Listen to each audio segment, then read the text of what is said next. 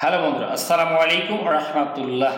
বন্ধুরা, আজকে আমরা শিখতে যাচ্ছি ভিলেজ ডক্টর মানে একজন গ্রাম্য ডাক্তারকে নিয়ে একটা প্যারা। বন্ধুরা, প্রত্যেকটি বাক্যের যে ইংরেজি শব্দগুলো রয়েছে তার বাংলা অর্থ আমরা জানবো, যাতে করে বাংলা অর্থ বুঝে সুঝে ঠিকঠাকভাবে ইংরেজি রিডিং করতে পারি, সেই সঙ্গে সঙ্গে স্পোকেন ইংলিশ দক্ষ করতে পারি। বন্ধুরা, শিখবো আজকে আমরা প্রেজেন্ট সিম্পল টেন্স বা প্রেজেন্ট ইনডেফিনিট টেন্স নিয়ে। এখানে গঠনটা কি হবে, কিভাবে ভার্ব আসবে, কি হবে, কখন কখন ভার্বের সঙ্গে আসবে, ইয়ার যোগ সবই আমরা শিখবো আজকে। বন্ধুরা, খেয়াল করুন, a village doctor is a very familiar person in the rural areas of Bangladesh। দেখুন, মানে একজন, আমরা জানি এই উচ্চারণটা হবে। ভিলেজ মানে গ্রাম্য, ডাক্তার মানে ডাক্তার, একজন ভিলেজ গ্রাম্য ডাক্তার। খেয়াল করবেন যে ইজ এখানে ব্যবহার করা হয়েছে, এর মানে হয়। আমরা আগে দেখবো যে আসলে প্রেজেন্ট সিম্পল টেন্স বা ইনডেফিনিট টেন্স কিভাবে হয়। প্রথমে সাবজেক্ট বসে, এরপরে ভার্ব ওয়ান বসে। এখানে একটাই ভার্ব থাকবে, অবশ্যই ভার্বের বেস ফর্ম বসবে। এখানে এম থাক, ইজ থাক, আর থাক, ডু থাক, গো থাকবে একটাই ভার্ব। এখানে কটা ভার্ব থাকে? মোট একটা ভার্ব থাকবে, একাধিক ভার্ব এখানে আপনি বসাতে পারবেন না। সাবজেক্ট বসবে আর একটা ভার্ব বসবে, এবং এটাই হচ্ছে মূল ভার্ব। এম ইজ আর মানেই কিন্তু সাহায্যকারী ভার্ব নয়। কখনো কখনো যখন এটা একাই থাকবে তখন ওটাই হয়ে যাবে মূল ভার্ব। এরপরে যা বসবে আপনি বসাবেন। তাহলে কি হবে?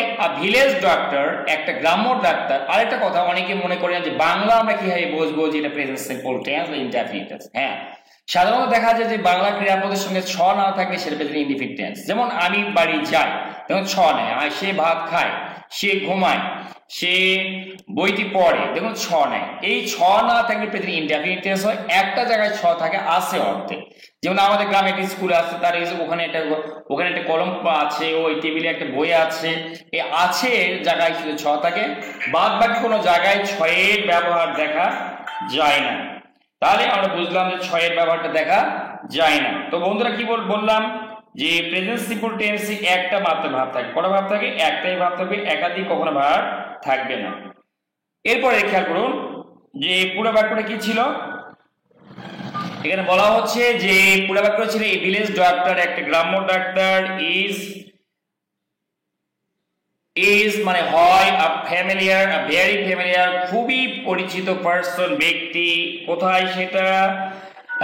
এটা হচ্ছে পারসন, ব্যক্তি, ইন দ্য রুরাল এরিয়াস, গ্রাম্য এলাকায়, অফ বাংলাদেশ, বাংলাদেশে। তাহলে village doctor is a very familiar person, তাই না? খুব পরিচিত একজন ব্যক্তি। ইন দ্য রুরাল মানে গ্রামীণ, এরিয়াস মানে এলাকায়, অফ বাংলাদেশ বাংলাদেশে গ্রামীণ এলাকায় তিনি খুবই একটা পরিচিত ব্যক্তি। এরপরে কি আছে দেখুন তো, হি ইজ। এখানেও খেয়াল করুন, একটা সাবজেক্ট একটা ভার্ব, প্রেজেন্ট সিম্পল টেন্স। কিন্তু ইনডেফিনিট টেন্সে একটা সাবজেক্ট একটা ভার্ব থাকে। ইজ তিনি হন, ওয়েল নন মানে সুপরিচিত, কি হিসাবে? অ্যাজ মানে হিসাবে, কোয়াক মানে হাতুড়ি ডাক্তার। তিনি কিন্তু বাংলাদেশে কোয়াক বা হাতুড়ি ডাক্তার নামে পরিচিত। তাহলে he is well known as a quack, তিনি একটা হাতুড়ি ডাক্তার হিসেবে পরিচিত। এরপরে কি খেয়াল করুন, he is not a qualified doctor. He is not a qualified doctor, তিনি কিন্তু কোন যোগ্য ডাক্তার নয়। তাহলে হি ইজ নট, তিনি নয়। আমরা খেয়াল করি, এটা কোনো দেখে খেয়াল করলে একটাই ভার্ব আছে। এটা প্রেজেন্ট সিম্পল টেন্সের গঠন। সাবজেক্ট থাকবে, একটা ভার্ব থাকবে, আমি যার থাকবো না কেন। এবং তিনি হন একজন তিনি নন একজন যোগ্য ডাক্তার। তাহলে he is not a qualified, যোগ্য ডাক্তার মানে ডাক্তার বা চিকিৎসক। অর্থাৎ আমরা জানি তিনি কিন্তু এমবিবিএস বা এফসিপিএস এর ডাক্তার না, তিনি যেন তেন পড়াশোনা করে একজন ডাক্তার। তাহলে he is not a qualified doctor, তাই না? জেনারেলি সাধারণত এটি থাকলো, জেনারেলি এগুলো বলি সাধারণত। হিজ এডুকেশন, তার শিক্ষা, এডুকেশন মানে শিক্ষা, ইজ ভেরি লিটল।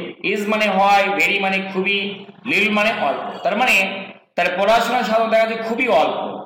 তাহলে জেনারেলি সাধারণত হিজ এডুকেশন, তার পড়াশোনা, ইজ হয় ভেরি লিটল, খুবই অল্প। এরপরে কি? মোস্ট অফেন মানে প্রায়শ। হি মানে সে, এটা হচ্ছে সাবজেক্ট।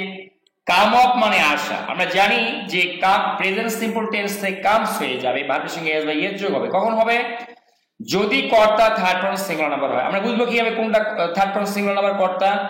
যদি আই উই ইউ এই তিনটা বাদে পৃথিবীর যত রকম সাবজেক্ট আসবে সব হয়ে যাবে থার্ড পারসন। সেটা যদি একজন হয়, কয়জন হয়? একজন, তাহলে আমরা কি করবো ভার্বের সঙ্গে এস বা ইয়াস যোগ করবো। দেখুন তো হিটা কিন্তু আই উই ইউ এর মধ্যে পড়ে না, এবং সঙ্গে সঙ্গে হি মানে কিন্তু একজন। তাহলে হি কামস অফ, তিনি কাম অফ মানে আসা, জন্মগ্রহণ করা, তিনি আসেন অফ এ পুয়ার ফ্যামিলি, তিনি একটা দরিদ্র পরিবার থেকে আসেন। সাধারণত দেখা যায় বেশিরভাগ ক্ষেত্রে এই ধরনের একটা দরিদ্র পরিবার থেকে আসে।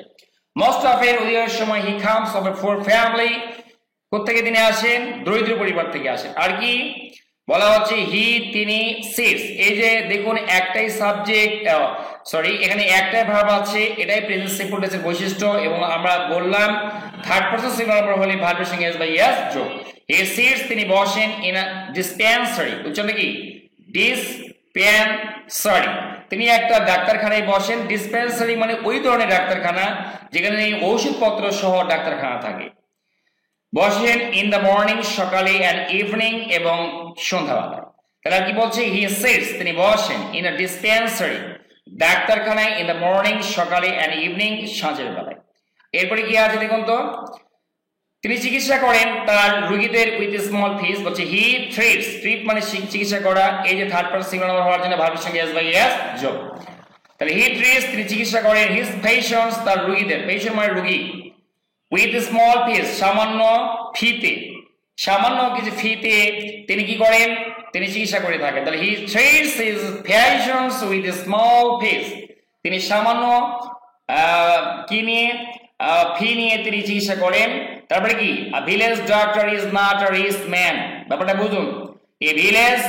ভিলেজ ডক্টর একজন গ্রাম্য চিকিৎসক, ইজ হয় নট হয় না মানে না কি না, আর রিচ ম্যান তিনি কিন্তু ধনী লোক নয়। তাহলে কি তিনি হিজ চেম্বার, উচ্চারণ খেয়াল করুন, চেম্বার ইজ পোরলি ফার্নিশড, তার যে চেম্বার বা কক্ষ যেখানে তিনি বসেন ইজ পোরলি ফার্নিশড, ফার্নিশ মানে সজ্জিত, একদম যেন তেন ভাবে এটা সজ্জিত, মানে খুব ভালোভাবে নয়, মানে যেন তেন ভাবে এটা সজ্জিত করা থাকে, গরিবী হালে, আমরা যদি বলি বাংলায় গরিবী হালে পোরলি, তাহলে his chamber is poorly furnished, তার চেম্বার বা কক্ষটা গরিবী হালে আর সজ্জিত থাকে, অত ওখানে দামি দামি জিনিস পাওয়া যাবে না। হি মানে তিনি, ক্যানট মানে পারেন না, কি পারেন না, সাপ্লাই মানে সরবরাহ করা, can could may might shall should এটাকে বলা হয় মরাল ভার্ব, এবং মরাল ভার্বের পরে অবশ্যই ভি ওয়ান বসবে। হি ক্যান নট সাপ্লাই, তিনি সাপ্লাই বা সরবরাহ করতে পারেন না, খাসলি দামি, মেডিসিনস, উচ্চারণ খেয়াল করো, মেডিসিনস মানে ওষুধপত্র, to the poor village people, এই দরিদ্র গ্রাম্য লোকদেরকে তিনি দামি দামি ওষুধ সরবরাহ করতে পারেন না। আবার দেখি he can not supply costly medicines, তিনি কি করতে পারেন না, দামি দামি ওষুধপত্র সরবরাহ করতে পারেন না, to the poor village people, এই যে পুয়ার মানে দরিদ্র গ্রাম্য লোকদেরকে। এরপরে কি আছে, ইন আওয়ার কান্ট্রি আমার দেশে, the number of qualified doctors very few, আমাদের দেশে, দ্য নাম্বার মানে সংখ্যা, অফ কোয়ালিফাইড ডক্টরস মানে কি, এই যে যোগ্য ডাক্তার যারা মানে এমবিবিএস এসপিএস করা ডাক্তার ইজ হয় ভেরি ফিউ খুবই কম, ফিউ মানে কম। বন্ধুরা সংখ্যার দিক থেকে কম হলে আর ফিউ লিখি, আর পরিমাণ বোঝালে আমরা লিখি লিটল। তাহলে in our country the number of qualified doctors is very few, তাই না, আমার দেশে কোয়ালিফাইড ডাক্তার সংখ্যা খুবই, সো তাই আ ভিলেজ ডক্টর একজন গ্রাম্য doctor is a great friend, তিনি মহান ব্যক্তি, টু দ্য ভিলেজ পিপল গ্রাম্য লোকদের কাছে, তাই না, সো মানে তাই ভিলেজ ডক্টর একটা গ্রাম্য doctor is a great friend, তিনি মহান ব্যক্তি কাদের কাছে, টু মানে কাছে, দ্য ভিলেজ পিপল গ্রাম্য লোকদের কাছে। বন্ধুরা এইভাবে ভেঙে ভেঙে ইংলিশ শিখতে চাইলে চ্যানেল সাবস্ক্রাইব করবেন। Thanks for watching the video, thanks for staying with me, thanks a lot.